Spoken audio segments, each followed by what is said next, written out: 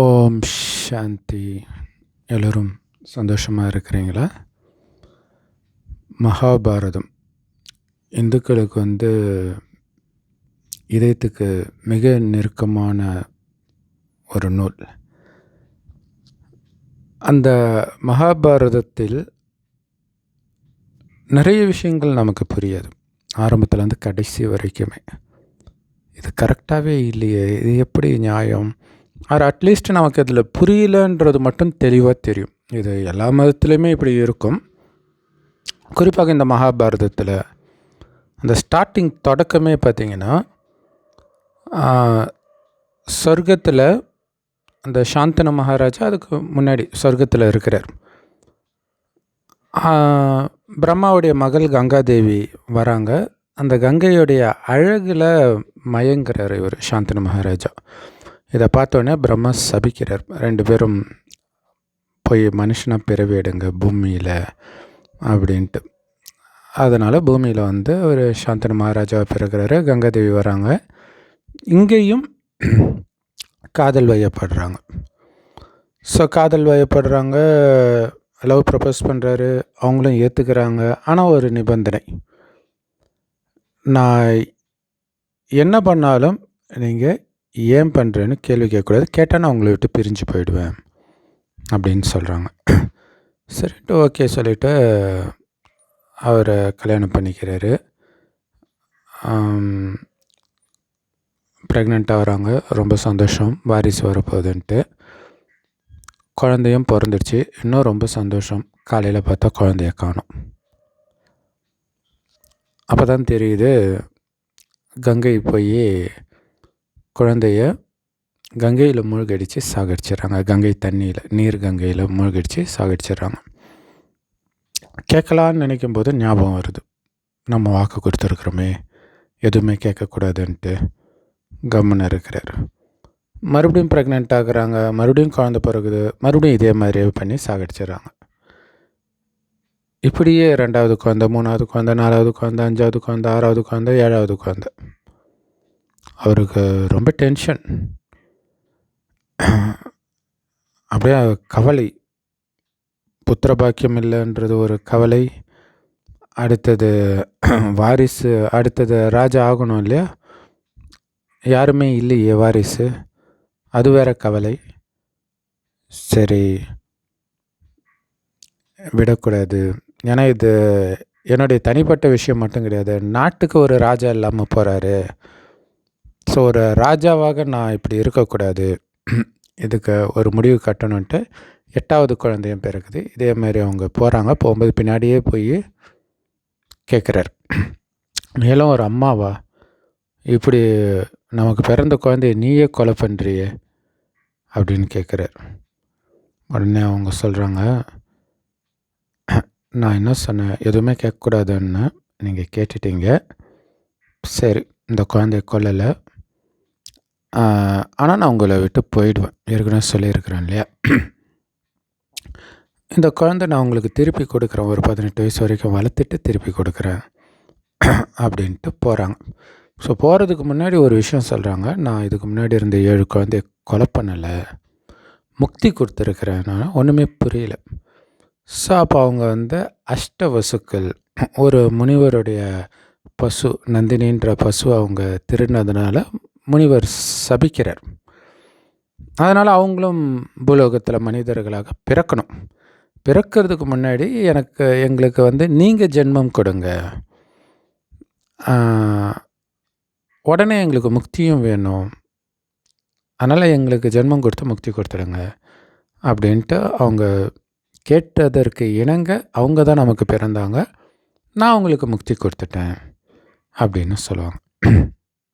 இப்போ இதை பார்த்தால், அப்போ என்ன இது கொலை பண்ணுறதெல்லாம் முக்தி கொடுக்கறது அப்படின்னா, கொலை பண்ணுறதே தப்பு இல்லைன்ற மாதிரி ஆகிடுமே.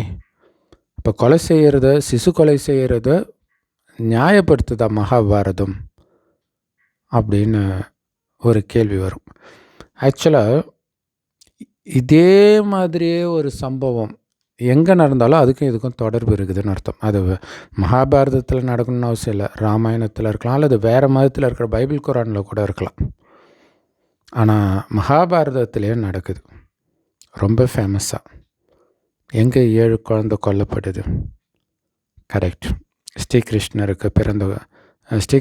கூட பிறந்தவர்கள். ஸ்ரீகிருஷ்ணர் 8ஆவதாக பிறக்கிறார்.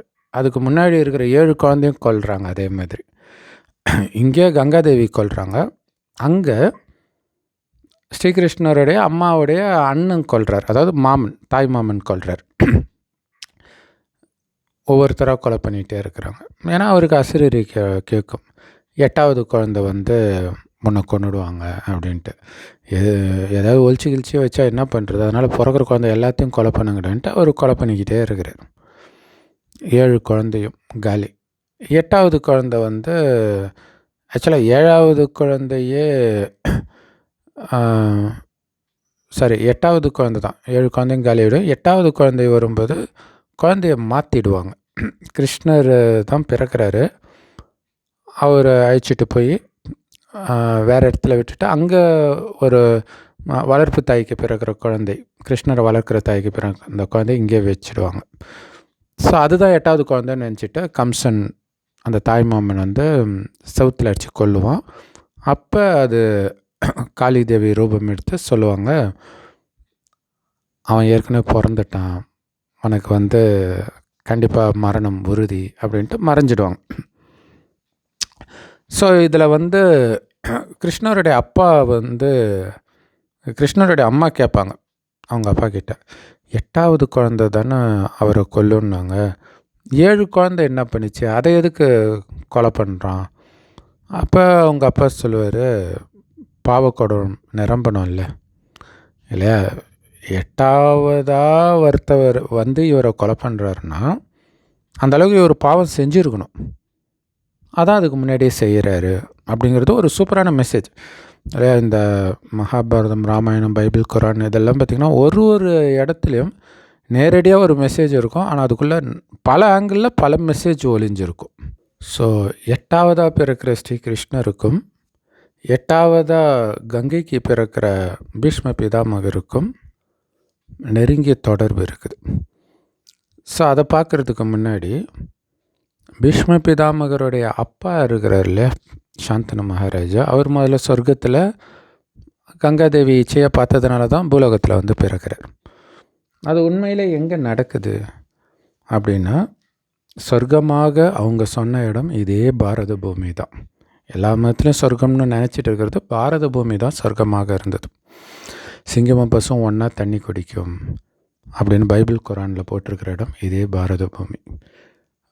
மனிதர்களுக்கும் அனைத்து ஜீவராசிகளுக்கும் தாவரங்களை உணவாக படைத்தேன்னு சொல்லப்பட்டதும் இதே பாரத பூமியில் நடந்தது. அதனால தான் வெஜிடேரியன் இங்கே இருக்குது. இந்து மதத்தில் அது ரொம்ப முக்கியமானது, வெஜிடேரியனிசம் இல்லையா. ஏன்னா ஒரு காலத்தில் இல்லை, 2 தலைமுறை முன்னாடியே எல்லோரும் வெஜிடேரியனாக தான் இருந்தாங்க. இப்போ தான் கடன்னு கெட்டு போகுது. ஏன்னா பாவக்கூடம் நிரம்பணும்ல, அதுக்கு தான். ஏன்னா நாம் இப்போ எங்கே திரும்ப இருக்கிறோம், இந்த 5000 வருட காலச்சக்கரத்தின் இறுதி 100 வருடம், அதுவுமே முடிய போகுது. ஸோ அப்போ உலகம் அழிய போகுது. அழியிறதுக்கு முன்னாடி நிறைய பாவம் செய்யணும் இல்லையா. ஸோ அதில் ஒன்று மாமிசம் சாப்பிட்றது, இது இல்லாமல் நிறைய காமம், கோபம், பற்று, பேராசை, அகங்காரத்தில் மனிதர்கள் மூழ்கி நிறைய பாவம் செய்கிறாங்க. ஆனால் இந்த காமம், கோபம், பற்று, பேராசை, அகங்காரம்னா என்னன்னே தெரியாத உலகமாக இதே உலகம், குறிப்பாக பாரத பூமி இருந்தது 5000 வருடத்திற்கு முன்பு. அதை தான் சொர்க்கம்னு சொல்கிறோம்.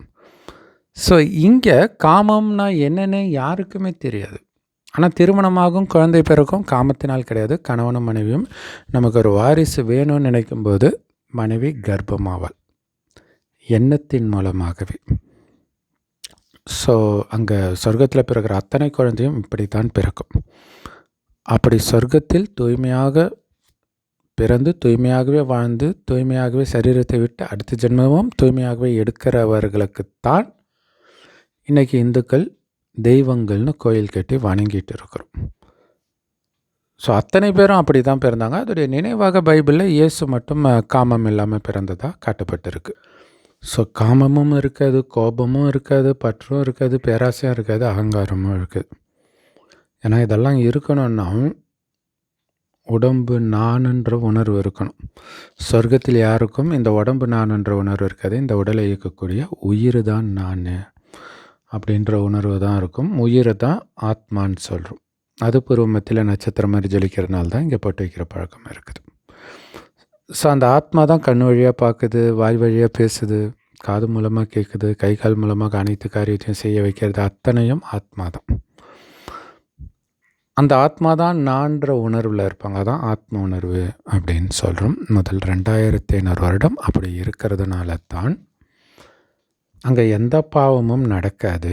அதனால் கடவுள் படைத்த சொர்க்கம் சொர்க்கமாகவே இருக்குது 2500 வருடத்திற்கு.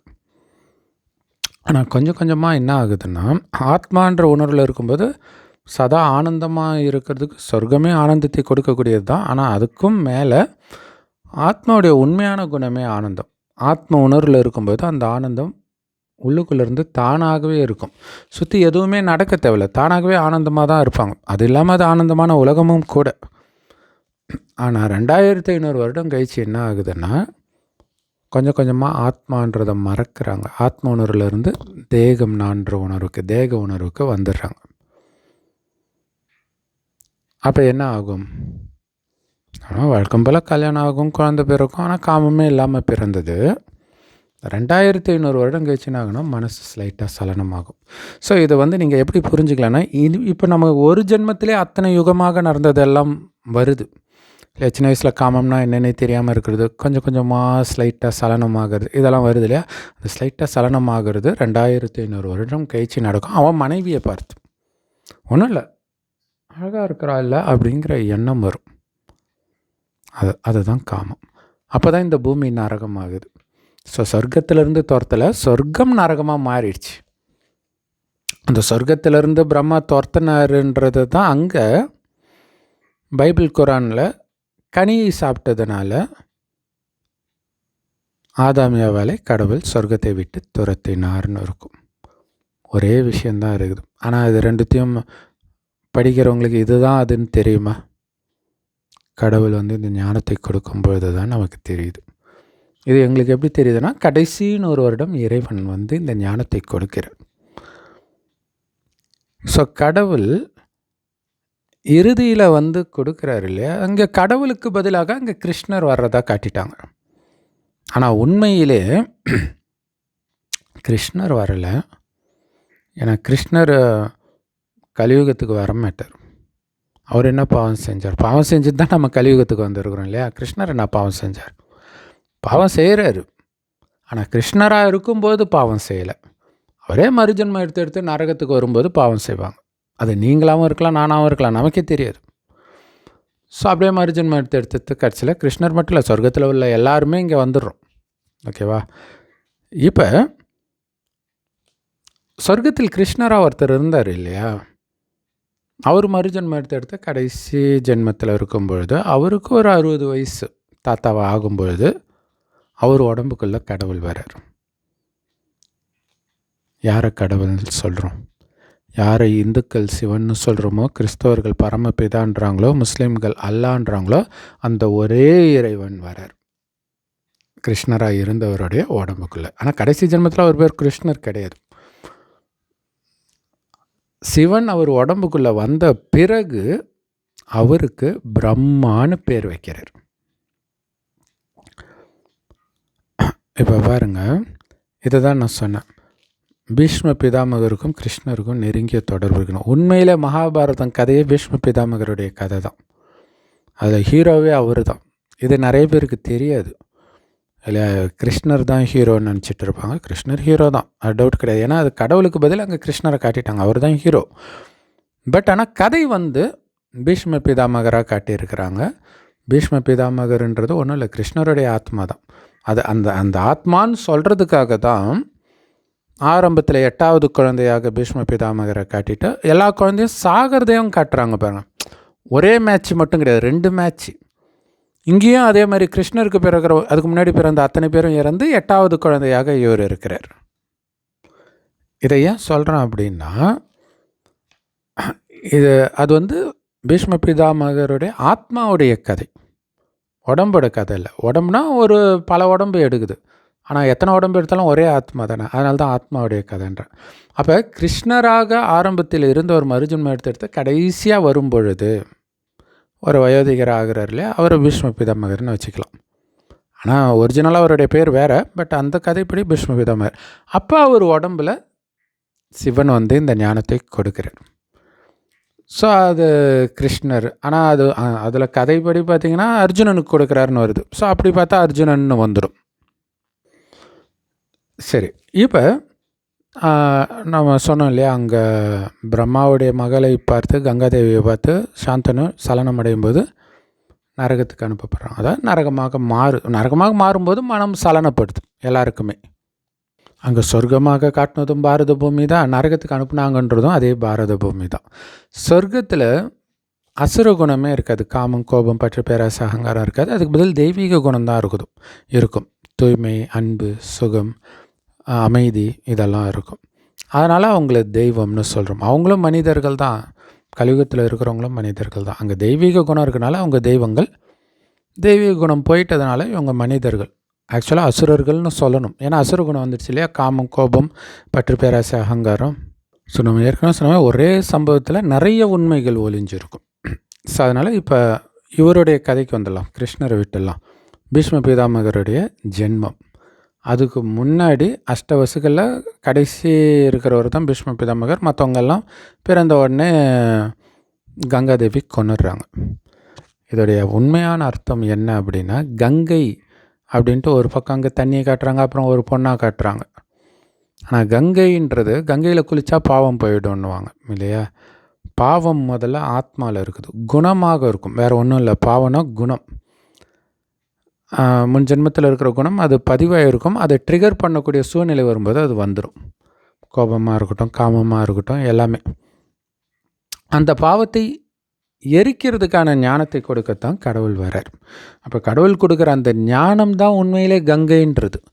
அதனால தான் பார்த்திங்கன்னா பக்தியில் பாருங்களேன், சிவனுடைய தலையில் கங்கை இருக்கிற மாதிரி காட்டுறாங்க. தலையில் புத்தி தானே இருக்கும். ஆக்சுவலாக ஆத்மா இருக்குது, ஆத்மாவில் தான் மனம், புத்தி இருக்குது. ஸோ இறைவனுடைய புத்தியில் இந்த ஞானம் இருக்குது, ஞான கங்கை இருக்குது. அந்த ஞான கங்கையில் மூழ்கினால் உங்களுடைய பாவம் அழியும். என்ன அந்த ஞானம்? உடம்புன்னு நினச்சதுனால தான் காமம், கோபம், பற்று, பேராசை, அகங்காரத்தில் விழுந்து பாவம் செஞ்சீங்க. உடம்பே கிடையாது, மறுபடியும் ஆத்மான்னு உணருங்க. அதான் ஞானம். அப்படி உணர்வதற்கு சக்தி இல்லை. ஆத்மான்னு தெரிஞ்சாச்சு, பட் ஆத்மான்ற உணர்விலே இருக்கிறதுக்கு சக்தி இல்லை.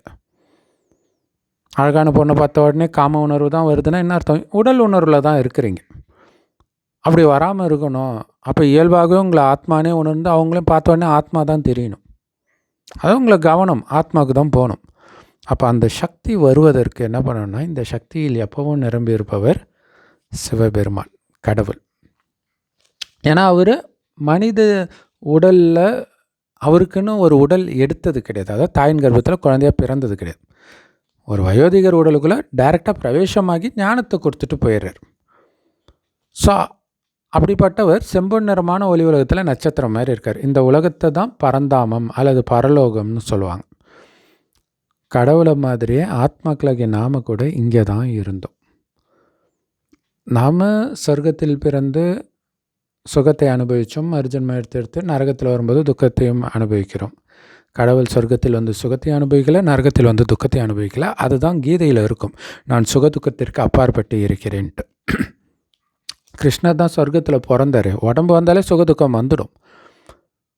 சொர்க்கத்தில் உடம்பு எடுத்திருந்தால் சுகம் அனுபவிக்க போகிறீங்க, நரகத்தில் எடுத்திருந்தால் துக்கமும் அனுபவிக்க போகிறீங்க. அப்போ ரெண்டுத்துக்கும் அப்பாற்பட்டு இருக்கிறேன்னா சொர்க்கத்துலேயும் வரல, நரகத்துலேயும் வரலன்னு அர்த்தம். ஸோ அப்போ அது சொல்கிறது சிவபெருமான், கிருஷ்ணர் கிடையாது. ஸோ அப்படி எல்லாத்துலேருந்தும் விடுபட்டு இருக்கிற அந்த சிவபெருமானை உங்களை ஆத்மானு உணர்ந்து நினைக்கணும். உடல்ன்றதே மறந்து அவரை நினைக்க தான் உடல் உணர்வு மறக்கும். ஸோ அப்படி இறைவனை நினைக்க உடல் உணர்வு மறக்கிறீங்களே, அப்போ தான் காமம், கோபம், பற்று, பேராசை, அகங்காரம் இந்த மயக்கத்தில் இருந்தெல்லாம் புத்தி தெளியும். அதுதான் பாவத்தை அழிக்கிறது அப்படின்னு சொல்கிறது. ஸோ இந்த ஞானத்தை கடவுள் கொடுக்குறாரு. அந்த வயோதிகர் உடல் மூலமாக கொடுக்குறாரு. அந்த வயோதிகருக்கு பிரம்மான்னு பேர் வைக்கிறார். ஸோ அந்த பிரம்மா வாய் வழியாக இந்த ஞானத்தை கேட்குற அத்தனை பேரும் பிரம்மா குமாரிகளே, பிரம்மாவுடைய குழந்தைகள். வேதத்தில் சொல்லப்பட்டிருக்குது இல்லையா, கங்கை பிரம்மாவுடைய மகள், வேதவதி பிரம்மாவுடைய மகள், நாரதர் பிரம்மாவுடைய மகன், இது மாதிரி மானசீக புத்திரர்கள் நிறைய பேர் இருப்பாங்க. எல்லாமே மானசீக புத்திரர்கள், தாயின் கர்ப்பத்தில் பிறந்தவங்க கிடையாது. அப்படின்னா ஏற்கனவே யாருடைய கர்ப்பத்தில் பிறந்த நாம இந்த ஞானத்தை கேட்டவுடன் பிரம்மாவின் மானசீக புத்திரர்களாக மாறும்.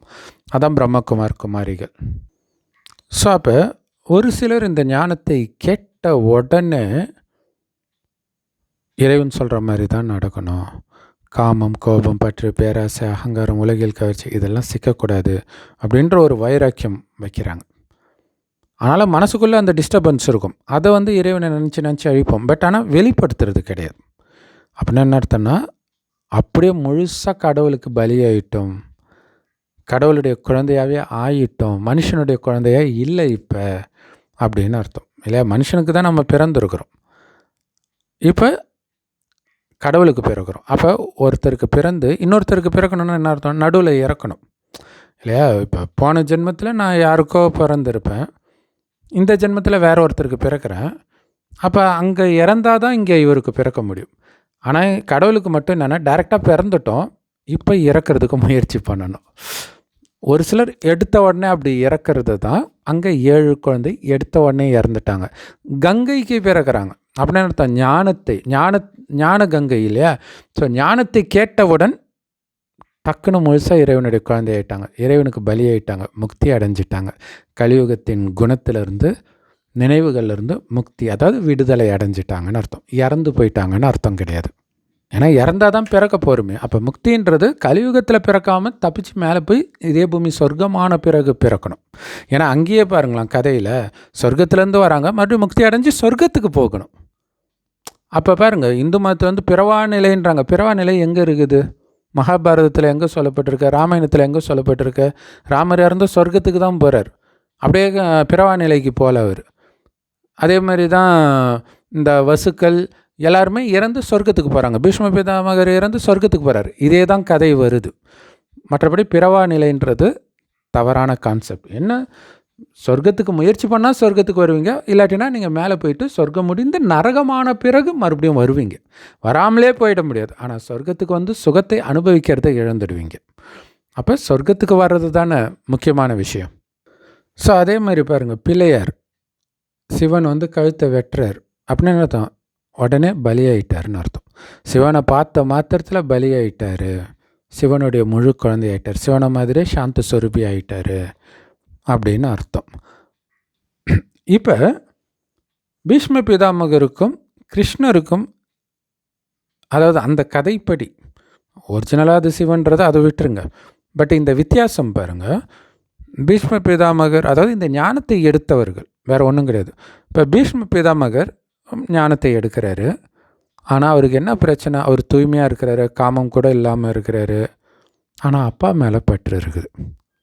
பற்று இல்லையா? காமம், கோபம், பற்று. அவருக்கு பற்று மெயினாக அதில் தான் சிக்கிறார்.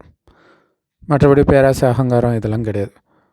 இப்போ இந்த பற்று பாவம் செய்ய வைக்கிது, முழுசாக விடுதலை அடைய வைக்கலை.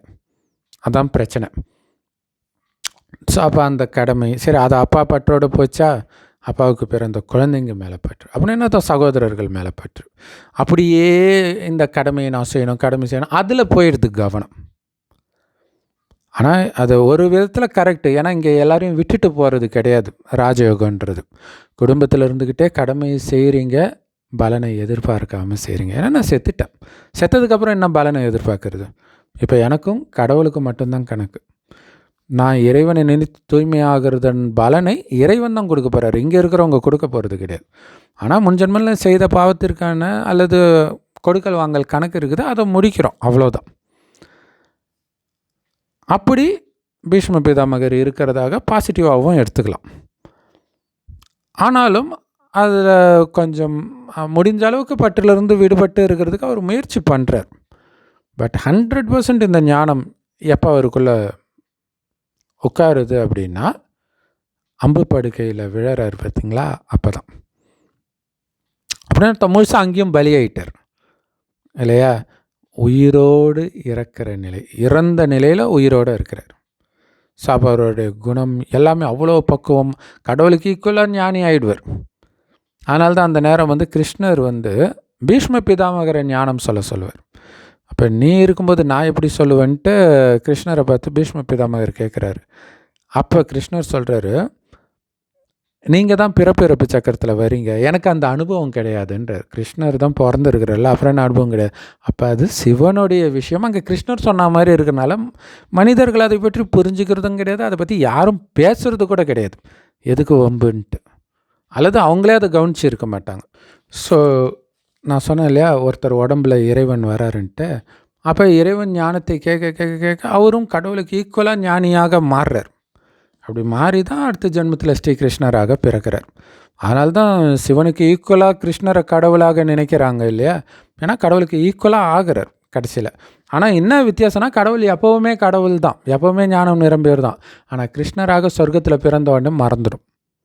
இப்போ இந்த ஞானத்தை எடுக்கிறனால தான் சொர்க்கத்துக்கு போகிறாரு. சொர்க்கத்துக்கு போனோடனே இல்லையா அடுத்த ஜென்மத்தை மறந்துடும் இல்லையா. அப்போ என்ன ஆகணும், கொஞ்சம் கொஞ்சமாக இறங்கி தான் வரணும். அதனால தான் அந்த கதை வரும் இல்லையா, விஷ்ணுவுக்கும் அந்த கிருஷ்ணர் தான் விஷ்ணுன்றது.